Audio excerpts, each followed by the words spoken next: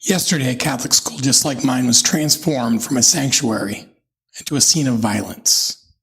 2 children killed, 17 others wounded, families shattered, and teachers, people like me, were left with an unbearable task of explaining the unexplainable. As a teacher, I've practiced fire drills, active shooter drills, lockdown drills, and everything in between. But when those drills become reality, it's a different world. You're never prepared. In Catholic schools, we don't just teach. We raise children alongside their parents. We watch them grow from kindergartners who have shaky handwriting to 8th graders, shaky confidence. So when I hear 2 children killed, I don't hear statistics. I see a child who always wanted to lead prayer. I see a jacket that's still in the coat hook today. And I imagine the teachers, my colleagues, my fellow lovers of education and of Jesus, or any lover of anybody, just teachers, in my vocation, standing in front of terrified students, trying to calm them when inside they're anything but. Because let me tell you, teachers are experts at faking it. We fake calm. It's practically our survival skill. But no amount of calm stops bullets. This isn't new. This isn't rare. In 2025 alone, we've already had 140 school shootings. That means the United States has more school shootings this year than school days. Think about that. There's a pattern now. The breaking news, the candlelight vigils, the political debates, and then the silence until the next one. And every teacher I know feels like we're stuck in an endless loop, rehearsing for the next tragedy while praying it won't be us. And it won't be for our kids, our school, or our community. Lockdown drills have replaced snow days as the most memorable school ritual. And trust me, kids notice. They joke about it sometimes because joking is easier than admitting they're scared. But they know. What makes this shooting different is where it happened. It was during Mass. Mass is supposed to be a refuge for Catholic kids.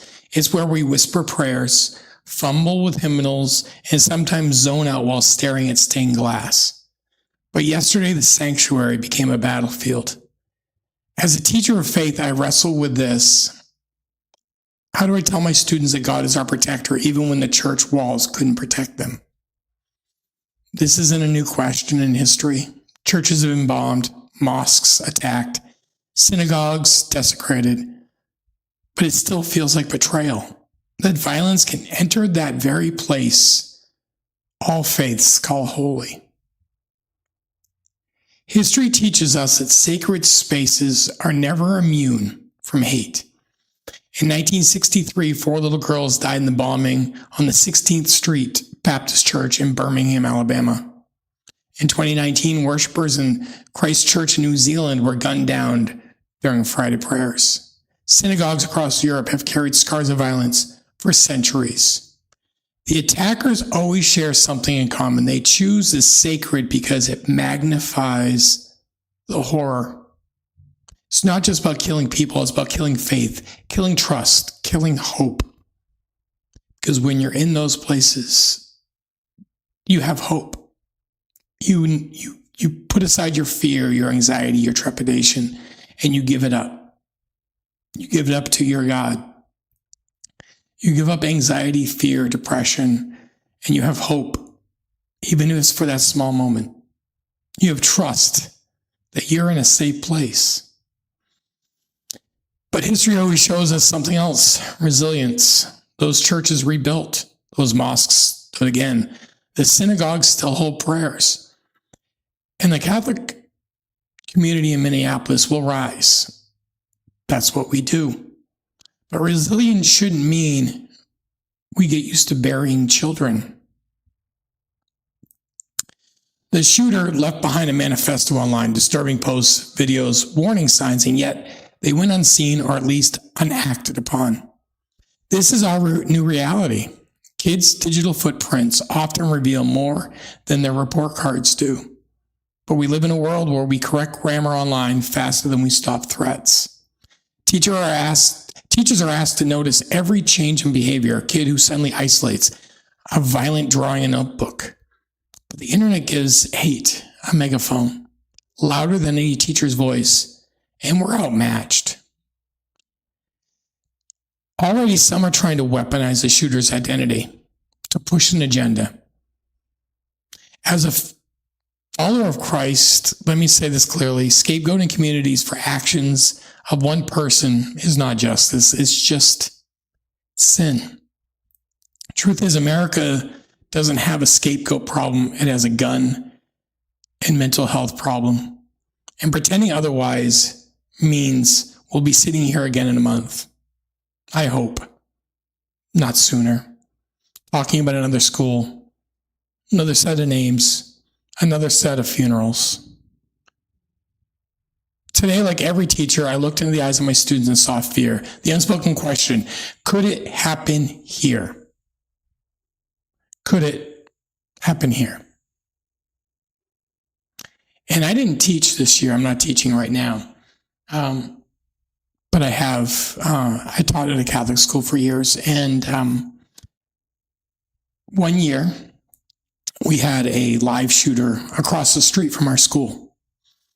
The police were there. State police were there. Everybody was there. And we were locked down. We were up, and our windows looked directly at where the shooter was locked in. And we were stuck there for hours. And my kids were in the corner praying. They were afraid. They were scared. And I'm former military. I'm a dad of many. I've been through a lot of stressful, angry, horrifying ordeals. I've seen stupid in this world. But that day I had real fear. I had real fear because unlike when I was overseas or unlike when I'm at home, I had no control or perceived control of the situation. I didn't have a weapon. All I had was prayer and the thought that these kids are what I'm here for. I had a student later on that day, small little thing, great kid. She was in my class. And that night we had an assembly and the principal was asking students how they were, how they did during it. Did they have any questions? Were they scared? And she stood up and said, I wasn't scared because Mr. M, me, and Mr. Charlie, my dog, they wouldn't let anything bad happen to us because he was in the Army and he cares about us. And that hit me hard. It hit me hard because I was terrified. I have this little girl, 6th grader, small, innocent, special kid. Charlotte, beautiful kid. She was telling everybody she wasn't worried because I was there to protect her. But that isn't fair. It isn't true. I was terrified just like them. I would have protected them. That's just what I do, and that's who most teachers are. We protect our students from the stupid of the world. But she made it sound like I was G.I. Joe and I was going to stop the bad guy. I don't know if I could have stopped him. I would have tried, but I don't know if I could have stopped him. But she had faith in me. But that's not something a 6th grade girl should have to say or even think about. She thought in those hours in that classroom about what was going to happen when the bad guy came in. She thought of the worst case scenario and planned it out and knew what was going to happen. That's not okay. It's not okay for anyone that is not in a war zone, anyone who is not actively in a place where people are fighting life and death, to have to think that way. Minnesota, Chicago, Boston, New York, LA. These places are not war zones. They're cities where kids live, where parents try to survive, where parents wake up every day doing their best to give their kids what they need. And we are failing them. Prayer is important. The whole thoughts and prayer thing. It's important if you mean it. But we don't.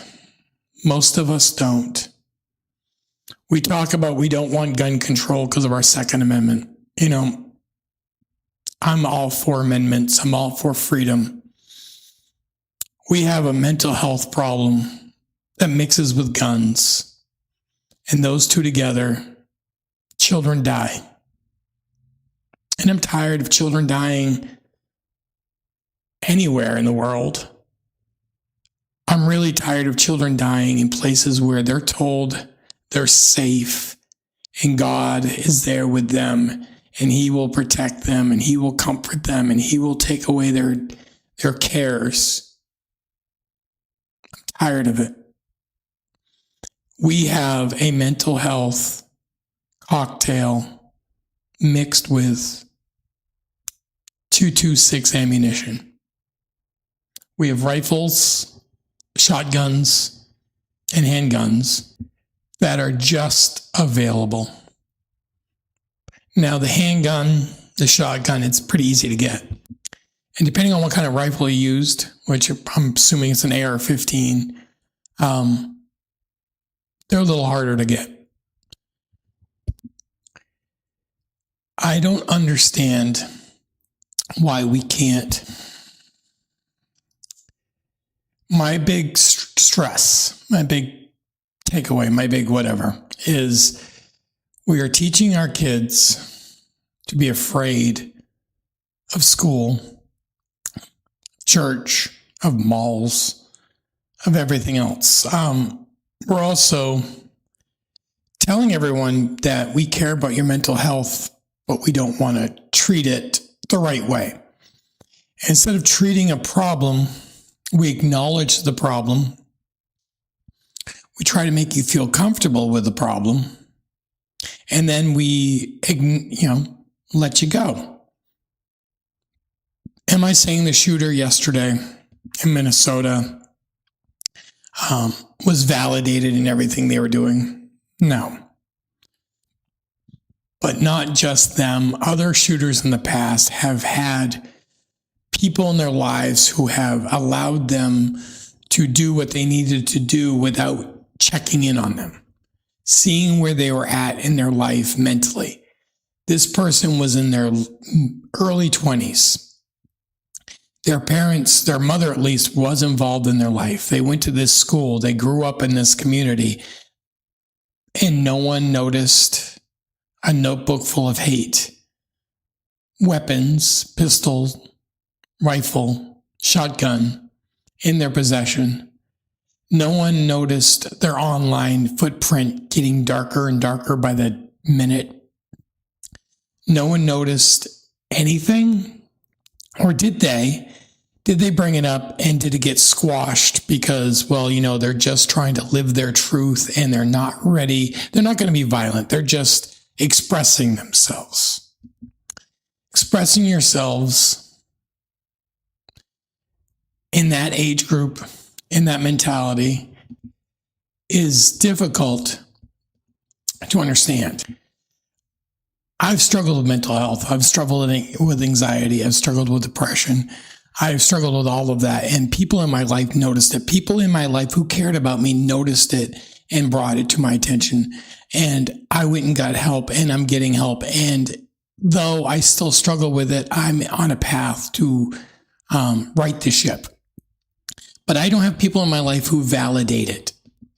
I don't have people in my life who make me feel like, oh, it's okay.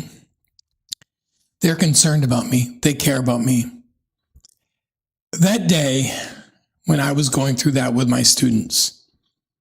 I wasn't going through what the people in Minnesota or Sandy Hook or Texans, the one in Texas. There's been so many, Columbine, all of these different schools. I wasn't going through what they went through.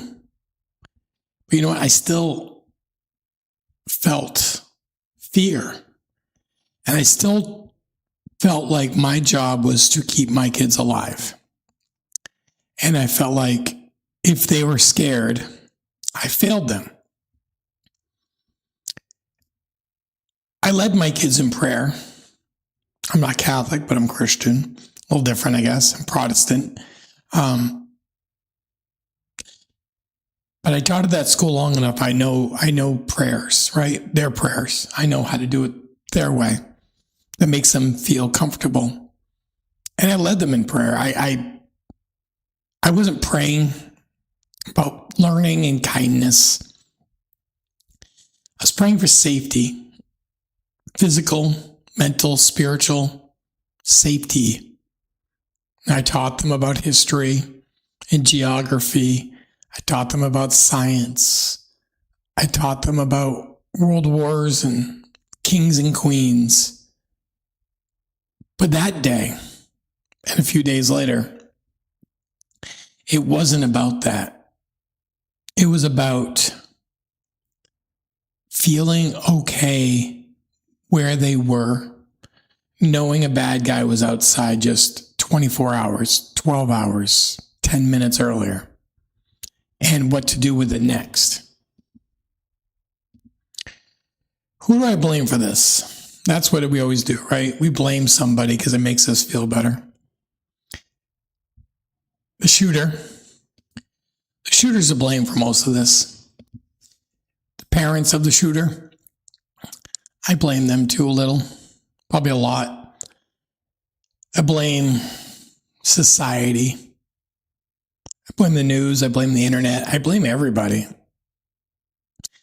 Everybody who was in this person's life who didn't notice or noticed but didn't think it was a big deal or validated their anger, their hate, or made them feel like it was okay to hate. I don't like a lot of things. I don't hate it. I'm not going to go and shoot something up because I don't like how somebody says something.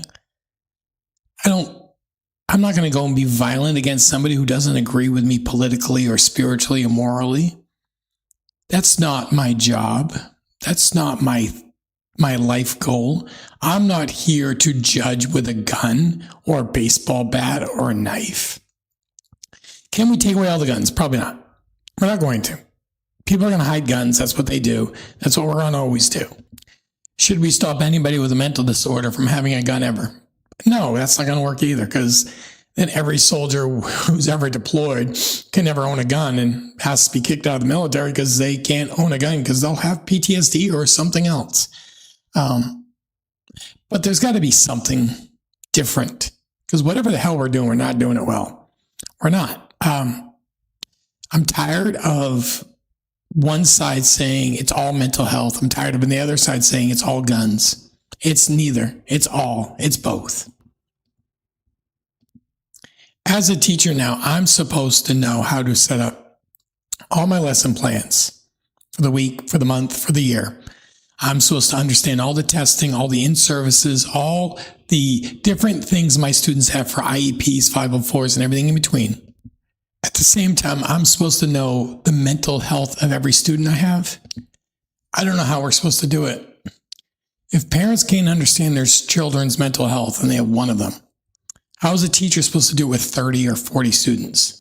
How are we supposed to know what's going on at home if we're not told? Or how are we supposed to remember when there's 30 or 40 of them or more? My last year of teaching, I was at a school where I had about 100 students. And that's the point, guys. If you don't know what's going on with your kids, we're not going to know either. We might know a little something different than what you know, but you're there every day. And in the video, I'm going to put up a few numbers, few information if you need it. But I'm going to sound cynical for a moment. Last year in England, they have a mental health hotline. England has less population than we do, just to put it out there. They had 35 million calls for their suicide hotline. Okay, mental health hotline. Our mental health hotline in America has been up for 3 years. 3 years. In 3 years, it's received 16 million calls in 3 years. So that's about 5.5 million a year. Of all of those, only 1.4 million was someone in active crisis, as they called it. Active crisis means they have a gun or they have a weapon or they have means of hurting themselves or killing themselves at that moment. I don't think we respect that number. I don't think we care about that number. I think we put it up at the end of TV shows. I think we put warnings in front of news broadcasts. I think we do all of this, but we don't mean it. I think if people like the Sandy Hook shooter and the Columbine guys and a few others, if the news did it right, these other shooters wouldn't think they're cool and write manifestos acknowledging how awesome they are. Because it's not awesome. We have a mental health problem. And we don't treat it. We don't acknowledge it the way we should. We don't allow people to get help in a quick manner. There are no mental health therapists in the VA system, in the Veterans Administration system. There's not a lot of therapists in the world right now, in our world. And the ones that are there don't take your insurance. Whatever you have, they probably don't take it. Okay. And we've shut down all the facilities that used to put people in care in-house. We've shut them all down. They're all outpatient now. Instead of dealing with this problem and locking them away, or whatever we're going to say, we instead send them home with a lot of drugs that we're pretty sure will work and tell them to call in 2 to 4 weeks. We don't deal with a problem anymore. We push it aside because it's too expensive. How expensive is an 8 and 10-year-old's life worth? How much money? How much money is 140 school shootings a year worth? How much money is a life worth? We don't spend money on mental health. We don't spend money on physical health. We spend money developing AI to help us with video games. We develop AI to help us with YouTube videos. We develop AI to help us with, writing papers to get into college. We've developed guns that can shoot things, everything you can think of, and we make them easily accessible if you have any smarts on how to get around the system that we set up. There are gun laws in place. There are rules in place. But if you want a gun, you'll get a gun. Bad guys always get guns, legally or illegally. They'll always get a gun. We can't take away the guns. We can deter it. We can say, hey, you have to pass a mental health check. We can do lots of things. But the problem isn't just the guns. It's the people around the people with the guns. If you know somebody has multiple weapons and you know they're struggling with their mental health, talk to somebody, tell somebody, talk to them. We always have this, if you see someone too drunk to drive, take their keys. If you see someone too mentally unstable to be safe, take their guns until they're better. If you see someone too drunk, you tell them, don't do this. Don't text and drive. Don't drink and drive. Don't smoke weed and drive. If you're not mentally stable, you shouldn't have a gun.